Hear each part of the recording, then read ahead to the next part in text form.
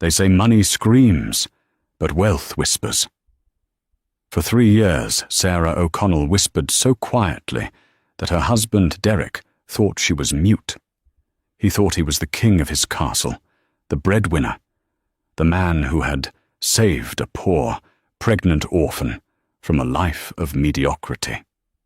He was wrong. Dead wrong.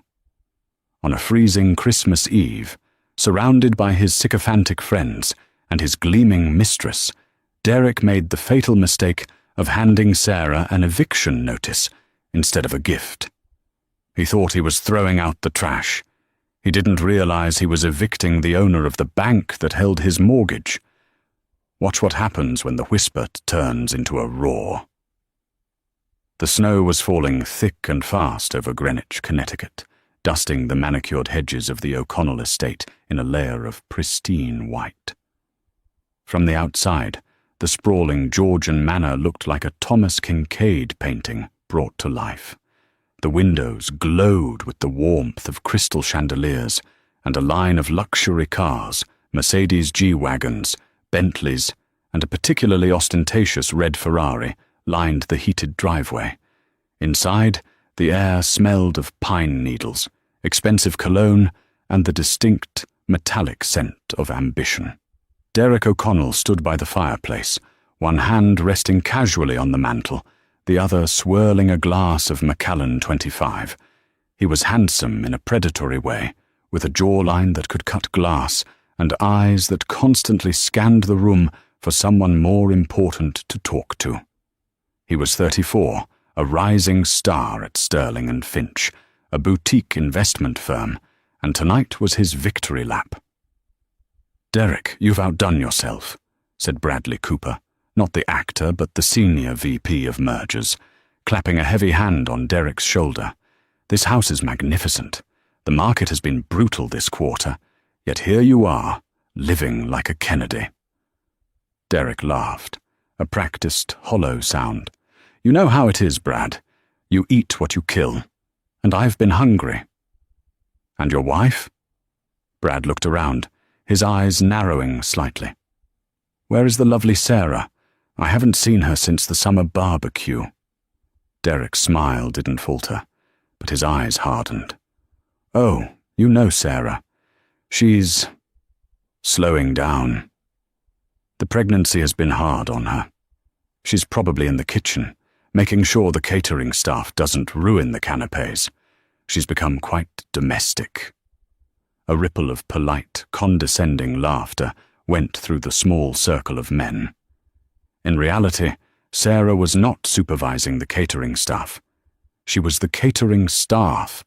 In the kitchen, Sarah O'Connell wiped a bead of sweat from her forehead with the back of her wrist. She was 8 months pregnant, her ankles swollen to the size of grapefruits, and her back aching with a dull, throbbing rhythm.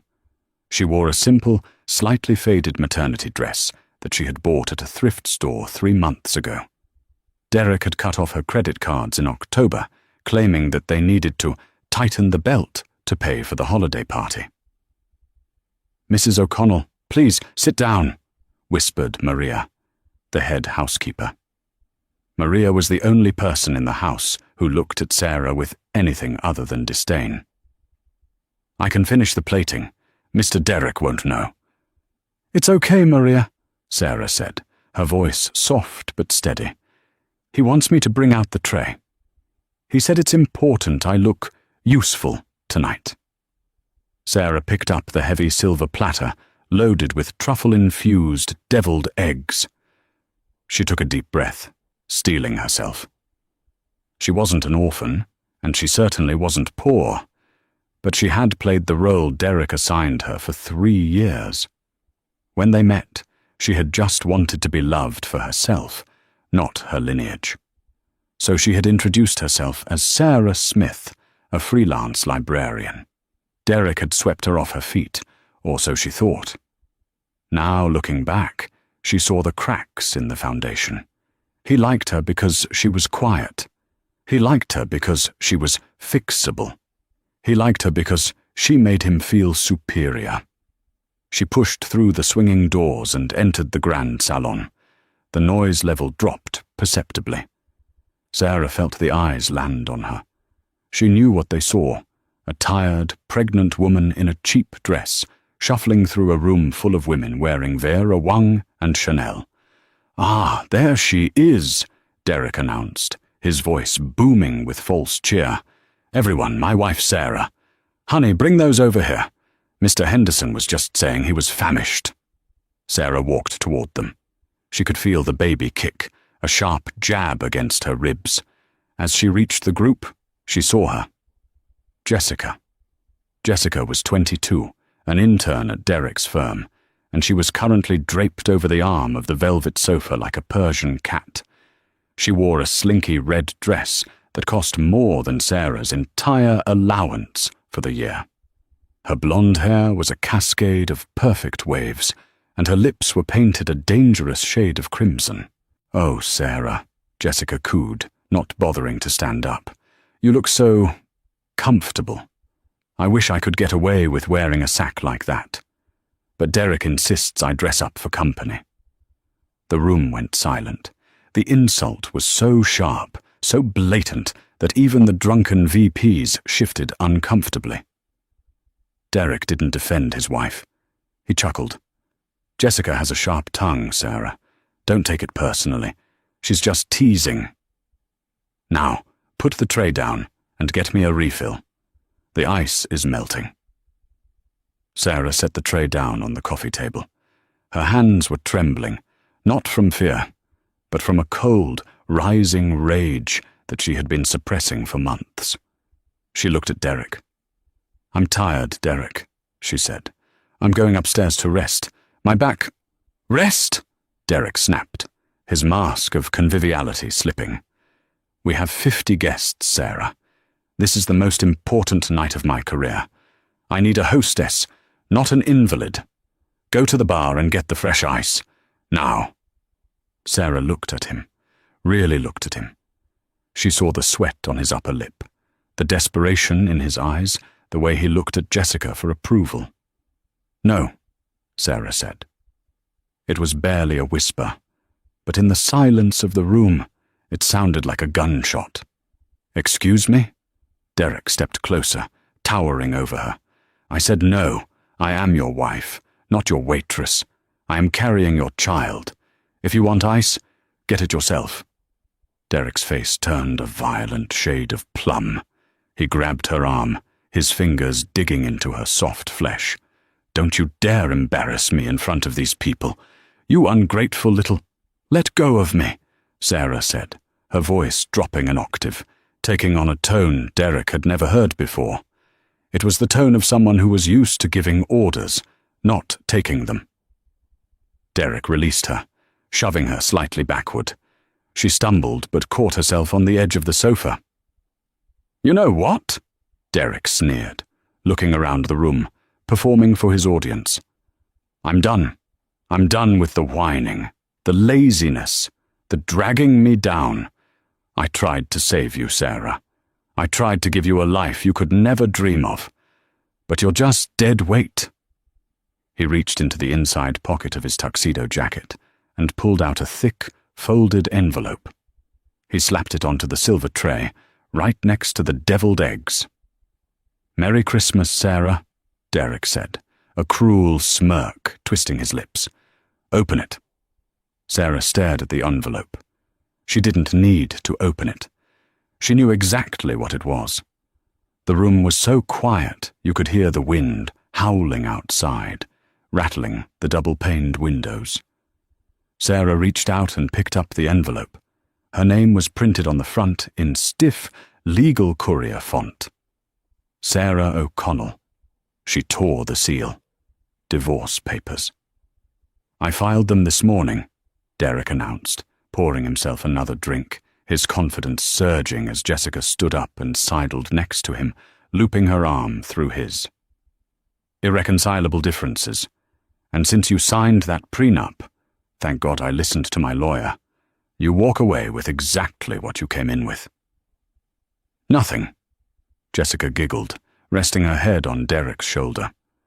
"Oh, Derek, you're so decisive. I love that about you." And that's not all, Derek continued, fueled by the adrenaline of his own cruelty.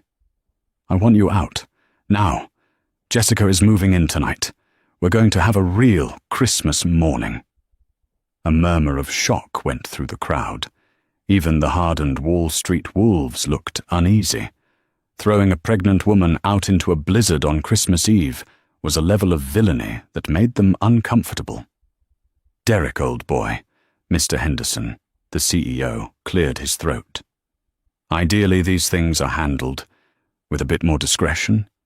She is pregnant, after all. She'll be fine.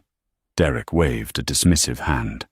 She can go to a shelter or back to whatever trailer park she crawled out of. It's time I stopped letting her leech off my success. This house, this lifestyle, it's for winners.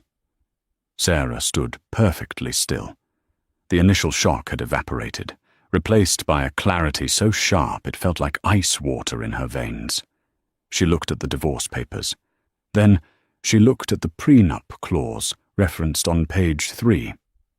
The party of the second part, Sarah, claims no right to any assets acquired by the party of the first part, Derek, prior to the marriage or during the marriage.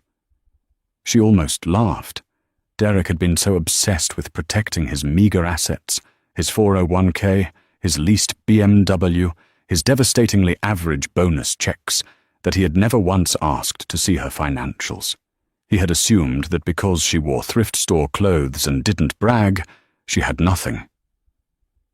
You want me to leave? Sarah asked. Right now?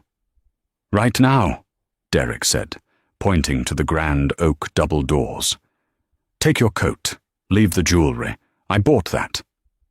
Sarah reached up and unclasped the thin gold chain around her neck, a birthday gift from 2 years ago. She dropped it into the deviled eggs. Fine, she said. She turned and walked toward the hallway closet. She put on her heavy wool coat, pulled on her boots, and wrapped a scarf around her neck. She didn't pack a bag. She didn't take a toothbrush. She walked to the front door and opened it. The wind roared in, carrying snow into the foyer. Don't come crawling back when you're freezing, Jessica yelled after her, laughing. We won't answer the door.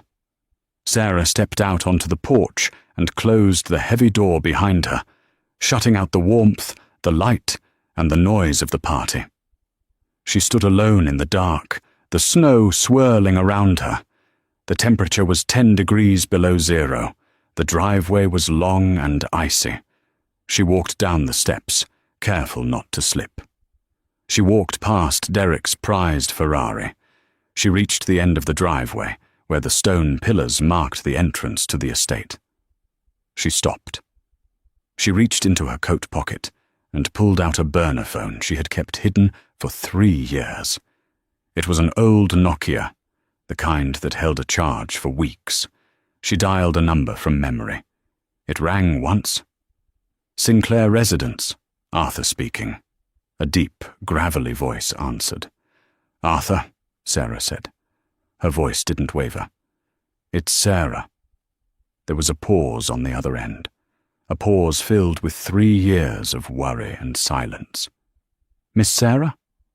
Arthur's voice cracked slightly. Is that really you? Your grandmother. We've been trying to find you. The investigators said you vanished. I'm in Greenwich, Connecticut, Sarah said, looking back at the house. Through the window, she could see Derek toasting with champagne, Jessica kissing his cheek. I need a pickup, immediate extraction. Code red? Arthur asked, his tone shifting instantly to professional steel. Code black, Sarah said. And Arthur, bring the S-70R6, the weather is bad. The Sikorsky is fueled and ready, Miss Sarah. We are 20 minutes out from Teterboro, but we can cut that to 10 if we push the rotors. Where exactly are you?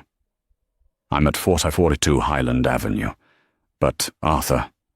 Yes, miss. Don't land at the airport. Land on the front lawn. I want them to see. Understood. ETA 8 minutes. Stay warm, Miss Sarah. We're coming home. Sarah hung up the phone. She wiped a snowflake from her eyelashes. She wasn't Sarah O'Connell anymore.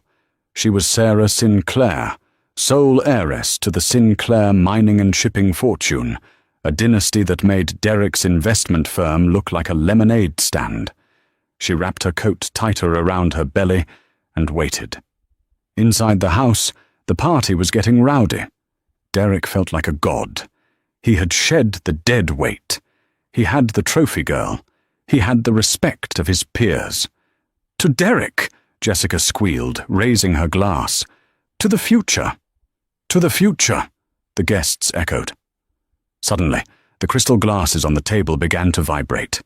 It started as a low hum, a thrumming that was felt in the chest before it was heard. Then, the sound grew. A rhythmic thwack, thwack, thwack that shook the window panes. "What is that?" Mr. Henderson asked, looking around nervously. "Is that thunder?" "In a snowstorm?" Brad frowned. "Sounds like machinery." The noise grew deafening. The chandeliers began to sway dangerously. The liquid in the scotch glasses rippled. Outside, the darkness was suddenly pierced by a blinding spotlight. A beam of pure white light cut through the falling snow, illuminating the front lawn with the brightness of noon. "What on earth?" Derek rushed to the window. He looked out. His jaw dropped. Descending from the dark clouds, defying the blizzard, was a massive, sleek helicopter. It wasn't a police chopper or a news bird. It was a Sikorsky S-76D, painted in matte black with gold trim.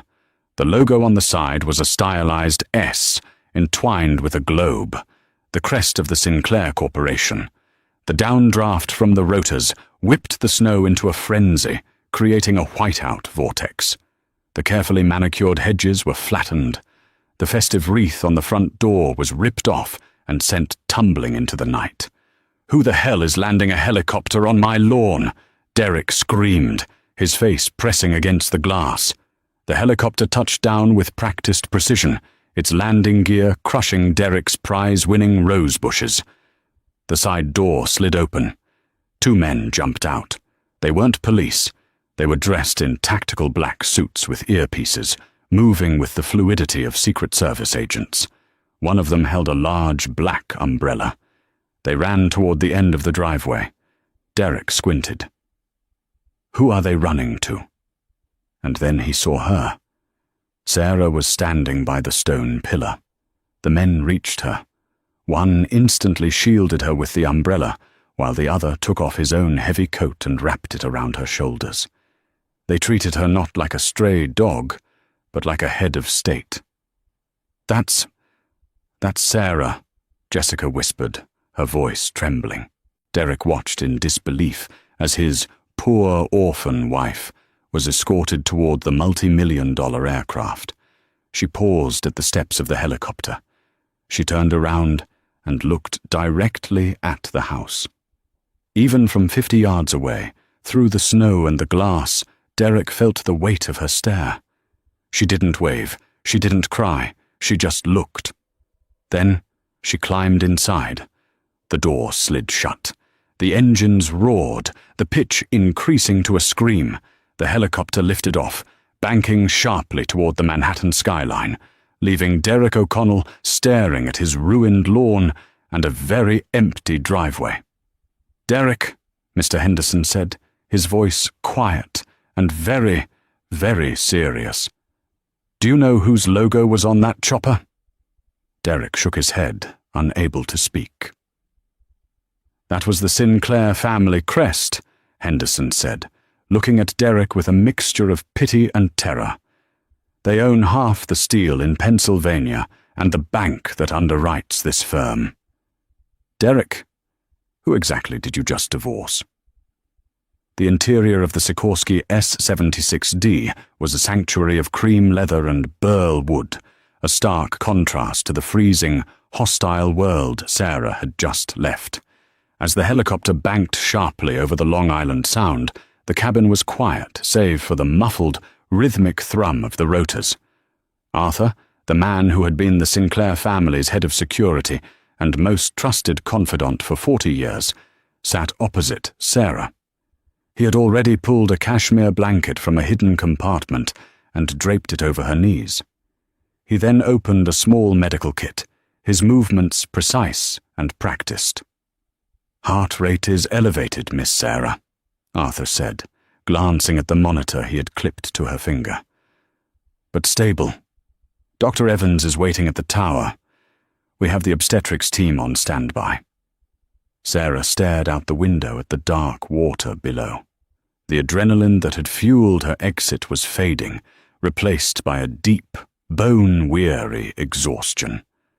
But beneath the fatigue, something else was waking up. A part of her she had sedated for 3 years. The Sarah who ran boardrooms, who negotiated international trade deals, who could silence a room with a raised eyebrow. "I'm fine, Arthur," she said, her voice stronger now. "The baby is strong. She's a Sinclair. It takes more than a blizzard and a cheap tuxedo to hurt us." Arthur allowed himself a small, grim smile. "Mr. O'Connell, he has no idea, does he?" "None," Sarah replied, turning her gaze from the window to Arthur. Her eyes were hard. "He thinks he married a librarian from Ohio. He thinks I have a student loan debt and a estranged aunt in Cleveland. He doesn't know that Sarah Smith died the moment I stepped onto this chopper." "He threw you out," Arthur said, his voice dropping to a growl. "On Christmas Eve, while you are carrying the air." "He did," Sarah confirmed. She reached for the bottle of water Arthur offered. "He said I was dead weight. He said he wanted a winner. He handed me divorce papers and a prenup." Arthur chuckled, a dark sound. "A prenup? Against you?" "He wanted to protect his 401k, Sarah said, a dry laugh escaping her lips. "He wanted to make sure I didn't get half of his leased Ferrari." "The irony is almost poetic," Arthur noted. "Does he know who owns the leasing company?" "He will," Sarah said. "Soon." The helicopter began its descent toward Manhattan. The city lights sprawled out like a grid of diamonds, a kingdom waiting for its queen to return. They weren't heading to a hospital. They were heading to the Sinclair Tower, a 70-story monolith on 57th Street that served as both the corporate headquarters and the family's primary residence in the city. The top 3 floors were a fortress, equipped with a private medical suite that rivaled Mount Sinai. As the skids touched down on the heated helipad, a team was already moving. The doors slid open, and Sarah was helped out, not by rough hands, but by respectful, urgent professionals. "Miss Sinclair, welcome back," a woman in a white coat said, rushing forward. It was Dr. Evans, the family's concierge doctor. "Wheelchair, please. No walking." "I can walk, Beatrice," Sarah said, though she allowed herself to be seated in the chair. "Not tonight, you don't," Dr. Evans commanded softly. "We need to check the fetal stress levels immediately." They moved through the private elevator, bypassing the corporate floors, shooting straight up to the penthouse. The doors opened into a foyer of Italian marble and vaulted ceilings, a space that made Derek's mansion in Greenwich look like a dollhouse. Sarah was whisked into the medical wing. For the next hour, it was a blur of ultrasound wands, blood pressure cuffs, and hushed medical jargon. Finally, Dr. Evans lowered the stethoscope. "You're dehydrated. Your cortisol levels are through the roof, and you're exhausted. But the baby is fine. Her heartbeat is strong." Sarah let out a breath she felt she'd been holding since she walked out Derek's door. "Thank God." "You need bed rest, Sarah," Dr. Evans said sternly. "Strict bed rest for at least 48 hours. No stress, no work." Sarah sat up, swinging her legs over the side of the exam bed. She looked at Arthur, who was standing guard by the door. "Arthur, bring me the black tablet," Sarah said. Dr. Evans sighed. "Sarah, I just said—" "I heard you, Beatrice. I will stay in bed. But I will not be idle." Sarah's eyes flashed. I have been playing house for 3 years. I have been cooking, cleaning, and listening to a mediocre man explain the stock market to me like I'm a child. I have sat there while he lectured me on fiscal responsibility, while I secretly own the bank that holds his mortgage. Arthur stepped forward, holding out a sleek, obsidian black tablet. This wasn't a consumer device. It was a biometric-secured direct link to the Sinclair global mainframe. Sarah placed her thumb on the scanner. The screen flared to life, displaying a complex dashboard of global assets: shipping lanes in the Pacific, lithium mines in Nevada, real estate holdings in London, and the massive investment portfolio managed by Sinclair Capital. 3 years ago, Sarah said, her fingers flying across the screen, I stepped away. I wanted to see if I could be loved for just me. Not the money, not the name. I wanted a simple life. She paused, a flicker of pain crossing her face as she remembered the early days with Derek. He had been charming then, attentive. But money, or the pursuit of it, had rotted him from the inside out. I found out that a simple life with a weak man is dangerous, she whispered. Then her voice hardened. Arthur, initiate Protocol Nemesis. Arthur nodded, pulling out his own phone. Target? Derek O'Connell, Sarah said, and anyone who stood by him tonight. Identify every guest at that party. Cross-reference them with our subsidiaries. If they work for us, flag them. If they have loans with us, audit them. And Mr. O'Connell specifically? Sarah looked at the tablet. She pulled up the file on Sterling and Finch, Derek's firm. He thinks he's a shark, Sarah said coolly. He thinks he understands power because he bullied a pregnant woman. Let's show him what a real predator looks like. She tapped a command on the screen. Freeze his assets, she ordered. Not just the joint accounts. Contact the fraud department at First National, which we own, and flag his personal accounts for suspicious activity related to the divorce filing. Lock him out of the house systems. He loves that smart home tech so much. Let's see how he likes it when the house turns against him. Done, Arthur said, typing rapidly. And Arthur. Sarah lay back against the pillows, her hand resting protectively on her stomach. Get me the legal team, the real legal team, not the family lawyers we use for charity galas. Get me Wolfson and Associates. I want them at his door at 8 a.m. tomorrow. Christmas morning, Arthur raised an eyebrow. That's cold, Miss Sarah. Sarah closed her eyes, the image of Jessica smirking in the red dress burning in her mind. He wanted a cold Christmas, she said softly. I'm just giving him what he asked for. Back in Greenwich, the party had died a sudden, agonizing death. The moment the Sinclair helicopter had lifted off, the atmosphere in the O'Connell living room shifted from celebratory to funereal. The guests, previously so eager to drink Derek's scotch and laugh at his jokes, were now scrambling for their coats. I really must be going, Bradley Cooper stammered, checking his phone nervously. My wife, the kids, waiting up. Brad, wait, Derek pleaded, following him to the door. One drink. We haven't even cut the cake. That helicopter. It was probably just a mistake. A medical evac for the wrong address or something. Brad paused, his hand on the doorknob. He looked at Derek with a mix of pity and self-preservation. Derek, Sinclair helicopters don't make mistakes, and they certainly don't pick up poor orphans unless they aren't poor and they aren't orphans. You need to call a lawyer, a very expensive one. Brad left, closing the door firmly. One by one, the other guests followed. The CEO, Mr. Henderson, didn't even say goodbye. He just walked out, typing furiously on his BlackBerry, already doing damage control for the firm.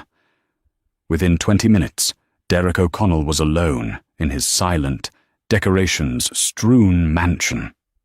Alone, except for Jessica. Jessica was sitting on the sofa, scrolling through Instagram, looking bored. She seemed entirely unable or unwilling to grasp the gravity of what had just happened. "Well, that was rude," Jessica huffed, looking at the half-eaten trays of food.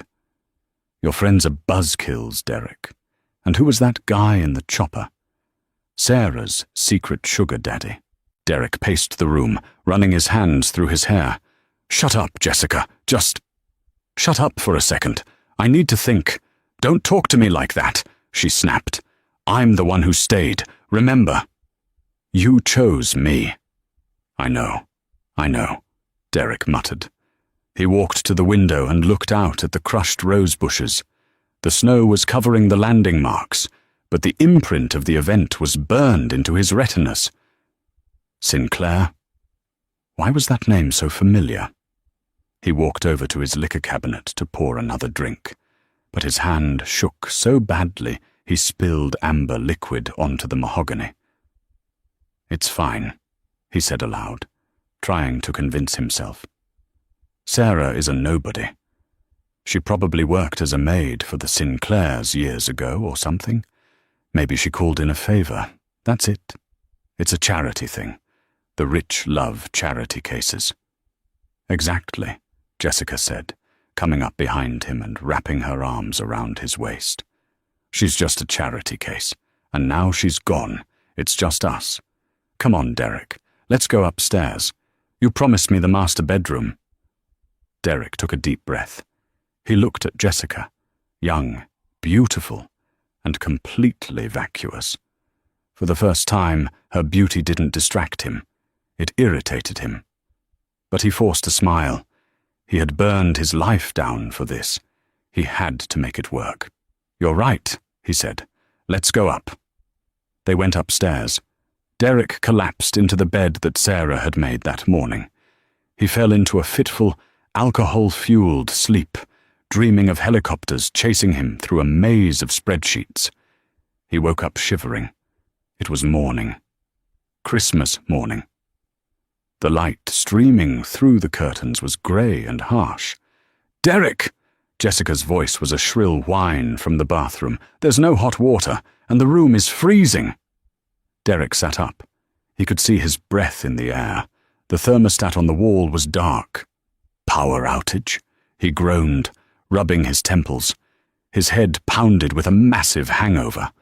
He climbed out of bed, shivering in his boxers, and walked into the hallway. "Alexa, turn on the heat." The smart speaker on the hallway table remained silent. "Alexa!" he barked. Nothing. He grabbed his phone from the nightstand. 7:45 a.m. He had 4 missed calls from his credit card company and 1 email from his bank. He opened the email first. Subject: urgent. Account suspension. Dear Mr. O'Connell, due to flagged suspicious activity regarding recent filings and potential breach of contract, all accounts associated with your social security number have been temporarily frozen pending an audit. Please contact— "What?" Derek whispered. "Breach of contract." He tapped on his banking app. "Access denied." "Jessica!" he yelled. "Check your phone. Is the Wi-Fi working?" Jessica appeared in the doorway, wrapped in a duvet. "No. The Wi-Fi is down. The TV won't turn on. Even the heated floors in the bathroom are off. Derek, fix this. It's Christmas." Derek ran downstairs. He went to the smart home hub in the utility room. The screen was flashing red. System override. Administrator lockout. "I am the administrator!" Derek screamed, smashing his fist against the panel. Just then, the doorbell rang. It wasn't the polite chime of a neighbor delivering cookies. It was a long, insistent press. Derek grabbed a robe and ran to the front door. He looked through the peephole. Standing on his porch were 3 men and a woman. They were dressed in immaculate dark suits, despite it being Christmas morning. They held briefcases. Behind them, a black SUV idled in the driveway. Derek opened the door. "Who are you? The power company?" The woman in the front stepped forward. She was sharp-featured, wearing glasses that looked like they cost more than Derek's car. "Mr. Derek O'Connell?" she asked. "Yes. Who are you?" "I am Linda Wolfson, senior partner at Wolfson and Associates. I represent Mrs. Sarah Sinclair O'Connell." Derek froze. "Sarah? Sinclair?" "Yes," Linda said, stepping into the foyer without being invited. The three men followed her, forming a wall of wool and hostility. "We are here to serve you with an amended divorce petition, an immediate eviction notice, and a cease and desist order regarding the use of company assets." "Eviction?" Derek laughed nervously, tightening his robe. "Lady, you're confused. I own this house. Sarah signed a prenup. She gets nothing." Linda Wolfson smiled. It was not a nice smile. It was the smile of a shark that had just smelled blood in the water. "Mr. O'Connell, you don't own this house," she said, pulling a document from her briefcase. "You have a mortgage. That mortgage is held by North Atlantic Trust." "So, I pay my mortgage." "North Atlantic Trust is a subsidiary of Sinclair Holdings," Linda explained calmly. "And according to the terms of your loan, specifically Clause 14B regarding character and reputational risk, the bank reserves the right to call in the full value of the loan immediately if the borrower engages in conduct detrimental to the lender's interests." That's insane," Derek sputtered. "That's boilerplate. You can't just call $1 million loan because I got divorced." "We aren't calling it because you got divorced," Linda corrected him. "We are calling it because you attempted to defraud a Sinclair heir. Furthermore, you funded this renovation and your lavish lifestyle on a line of credit secured by your stock options at Sterling and Finch. Yes, my stock options are solid. Actually," Linda flipped to another page. "As of 8 a.m. this morning, Sterling and Finch is under internal investigation for insider trading and gross mismanagement. The stock has been suspended. Your options are currently valued at 0. Derek felt the blood drain from his face. "Investigation? By who?" "By the majority shareholder," Linda said softly. "Sinclair Private Equity acquired a controlling stake in your firm 6 months ago. They just chose not to announce it until this morning." Derek staggered back, hitting the wall. The pieces were falling into place, crushing him. Sarah wasn't just rich. She was the system. She was the bank, the boss, the landlord. She lied to me," Derek whispered. "She told me she was poor." "She told you she wanted a partner," Linda said. "She tested you. You failed." Jessica came running down the stairs, still wrapped in the duvet. "Derek, who are these people? Why is there a tow truck in the driveway?" Derek looked out the open door. A large flatbed truck was backing up toward his Ferrari. "Hey!" Derek yelled, running past the lawyers onto the porch. "Hey, that's my car!" The driver of the tow truck hopped out. He held a clipboard. "Lease termination order, buddy. Payment default. Dealer wants it back." "I didn't default," Derek screamed, the cold air biting at his exposed legs. "I paid it last week." "Payment was reversed this morning," the driver shrugged. "Insufficient funds." Derek watched as the hook was attached to the Ferrari's bumper. The car he loved more than his wife was being dragged away like a piece of scrap metal. He turned back to the lawyers. Linda Wolfson was standing in the doorway, checking her watch. "You have 1 hour to vacate the premises, Mr. O'Connell," she said. "The locks will be changed at 10:01 a.m. Anything left inside will be considered abandoned property." "Where am I supposed to go?" Derek cried, his voice cracking. "It's Christmas. It's freezing." Linda looked at him with zero sympathy. "I believe there is a motel off I-95 that accepts cash," she said. "If you have any." Jessica looked at Derek. She looked at the tow truck. She looked at the formidable lawyers. "Wait," Jessica said, her voice trembling. He's broke? Destitute, Linda confirmed, and likely facing litigation that will keep him in debt for the rest of his life. Jessica dropped the duvet. She was wearing her coat underneath. I'm leaving, she said to Derek. Jess? What? No, we can fight this. Derek reached for her. Don't touch me, she shrieked, recoiling. You said you were rich. You said you were a partner. You're just a loser who got played by his wife. She ran past him, down the steps, slipping on the ice in her high heels, but scrambling up and running toward the street. She didn't look back. Derek O'Connell stood alone on his porch in his bathrobe, shivering violently. The Ferrari was gone. His girlfriend was gone. His job was gone. His house was gone. And somewhere in a warm penthouse in Manhattan, Sarah Sinclair was just getting started. The Starlight Motel was the kind of place people went to disappear or to die. Located just off the interstate, squeezed between a 24-hour truck stop and a derelict salvage yard, it smelled of stale cigarette smoke, mildew, and despair. Derek O'Connell sat on the edge of the sagging mattress in room 104. He was wearing the same tuxedo trousers from the night before, now stained and wrinkled. His dress shirt was unbuttoned at the collar, and he was shivering, despite the rattling heater unit that blasted lukewarm air into the room. He had $20 in his pocket. His credit cards were plastic scraps. His bank accounts were black holes. His phone, which he had finally managed to charge using a cable borrowed from the motel clerk, was vibrating incessantly. He hesitated to look at it. The last time he checked, his inbox was full of legal threats. It's a mistake, he muttered to himself, rocking back and forth. It's all a big misunderstanding. Sarah will calm down. It's the pregnancy hormones. She's irrational. I just need to talk to her. He reached for the remote and turned on the small, boxy television bolted to the dresser.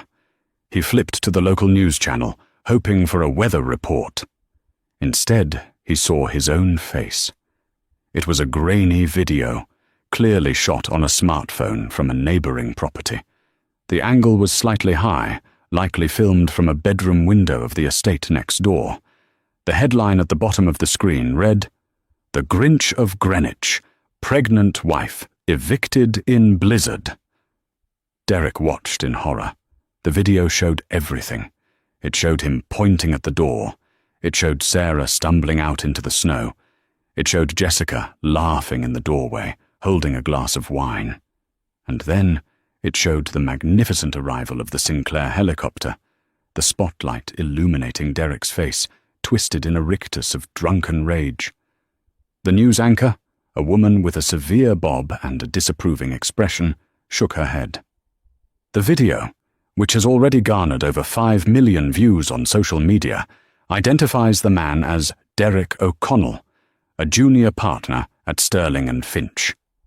The woman he evicted is Sarah Sinclair, the reclusive heiress to the Sinclair mining fortune. Sources say O'Connell was unaware of his wife's identity, believing her to be destitute when he cast her out on Christmas Eve to move in his Mistress. The screen cut to a "man on the street" segment. "He's a monster," said a woman in a Parker's. "Who does that? I hope he rots." "I used to invest with Sterling and Finch," said a man in a suit. "I pulled my money this morning. I don't do business with scumbags." Derek dropped the remote. The batteries popped out and rolled under the bed. "No!" Derek gasped.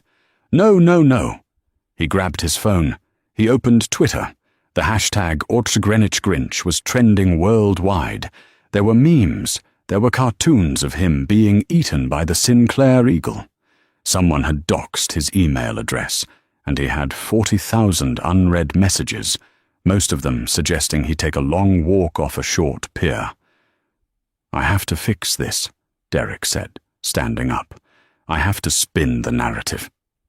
He washed his face in the cracked sink with a bar of gritty soap. He tried to smooth his hair. He put on his coat, the only coat he had left, and walked out of the motel. He had to get to the office.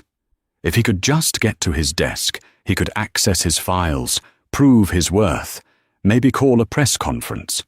He would tell them Sarah was mentally unstable. He would say he was trying to get her help. Yes, that was it. He was the victim here. He spent his last $20 on a cab to the financial district.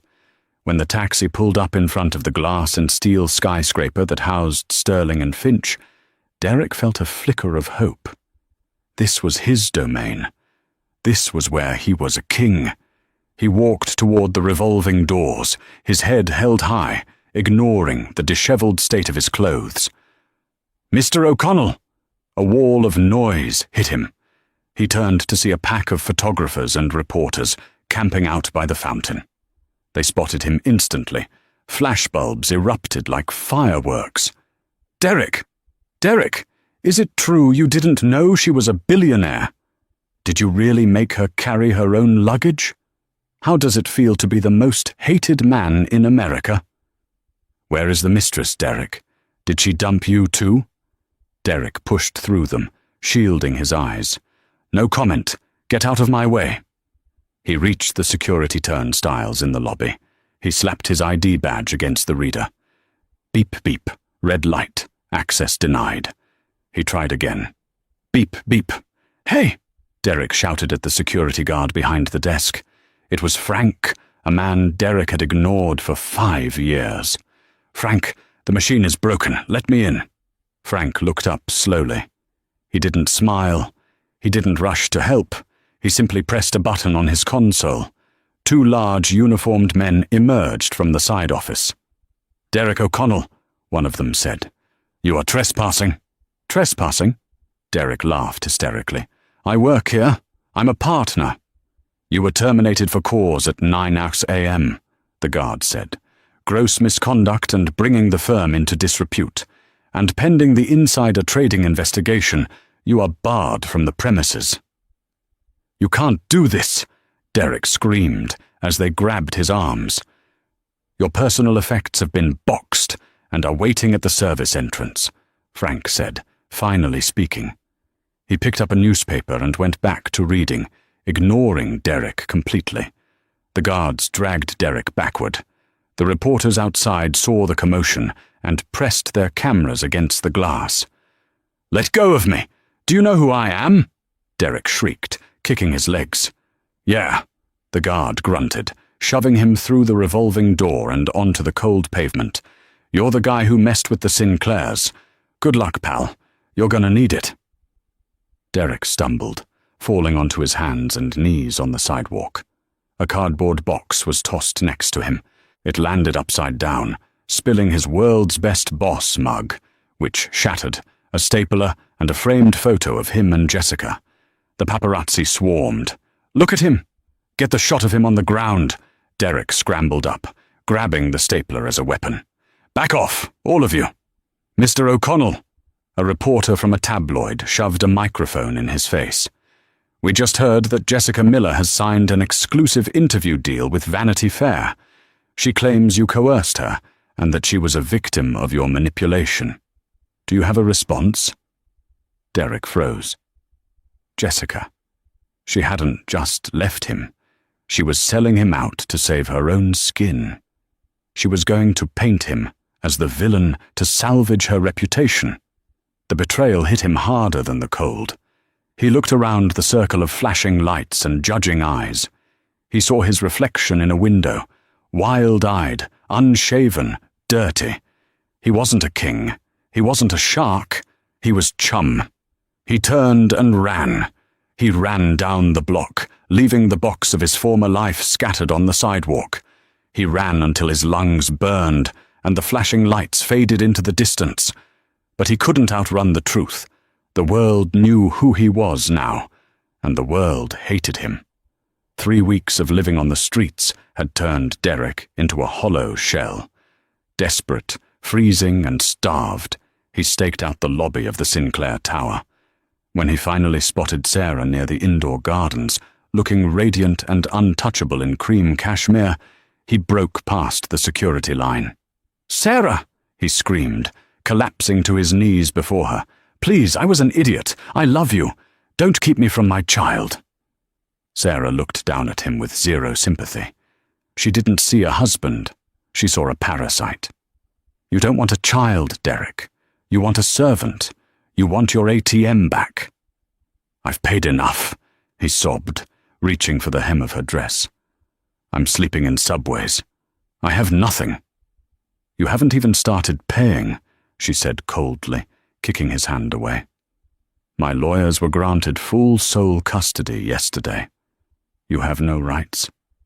And as for your freedom, Jessica handed your hard drives to the SEC this morning. The warrant for insider trading just went live." Derek's face went pale. You framed me." "You were greedy enough to do it yourself," she replied, signaling security. "Get him out of my sight. He smells like regret." As guards dragged him across the polished marble, Sarah turned away, protecting her unborn daughter. But outside, as flashing police lights illuminated his tattered coat, Derek's despair twisted into a manic rage. He felt the secret USB drive sewn into his lining, stolen leverage he had found in the attic months ago. "I'm not done!" Derek shouted as officers slammed him against the squad car. "I have evidence. I have a story that will burn the Sinclair empire to ash. I want a deal." Inside the cold interrogation room, Derek sat handcuffed but smiling. He thought he held the ace of spades. "I want a deal," Derek told Detective Miller. "In the lining of my coat is a flash drive. It contains the Blue Creek files, proof Sinclair Mining poisoned a town's water. I leak it and Sarah's stock crashes. Drop the charges or I destroy her legacy." Linda Wolfson, Sarah's lawyer, didn't flinch. She simply opened a laptop and plugged in the seized drive. "You mean these files, Derek?"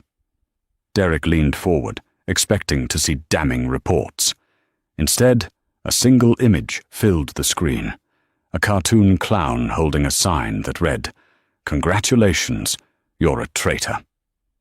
"It's a canary trap," Linda said coldly. "Sarah planted that drive in the attic 3 years ago to test your loyalty. The files are fake, Derek. But by stealing them and attempting blackmail, you've just confessed to corporate espionage and extortion." Derek's smile crumbled into horror. He hadn't found leverage. He had found his own prison sentence. 6 months later, a black limousine idled where the O'Connell mansion once stood. The house was gone, bulldozed on Sarah's orders. In its place was New Beginnings Park, a green space filled with laughing children. Sarah sat in the back of the car, holding her newborn daughter, Aurora. She glanced at her phone. Derek O'Connell, sentenced to 20 years. She felt no pity, only the lightness of a burden removed. "He never even asked her name," Sarah whispered, looking at the baby. "He didn't deserve to know it," Arthur replied from the driver's seat. "Let's go, Arthur," she said, turning away from the park. "We have an empire to run." The limo sped away, leaving the past buried under fresh soil. Sarah Sinclair had survived the winter, and now she was finally blooming. From a freezing driveway on Christmas Eve to the boardroom of a global empire, Sarah's journey proves that the best revenge isn't anger. It's absolute, undeniable success. Derek O'Connell thought he was discarding a burden, but he was actually throwing away a winning lottery ticket. He underestimated the quiet strength of the woman standing beside him, and by the time he realized his mistake, the helicopter had already taken off. In the end, the Grinch of Greenwich lost his house, his freedom, and his family, leaving behind nothing but a park where children play, a final, ironic legacy of a man who hated childish things. What did you think of Sarah's canary trap with the flash drive? Would you have been smart enough to test your partner's loyalty like that? Let me know in the comments below. If you enjoyed this story of karma and justice, please smash that like button, share this video with a friend who needs some drama, and don't forget to subscribe and ring the bell so you never miss a story.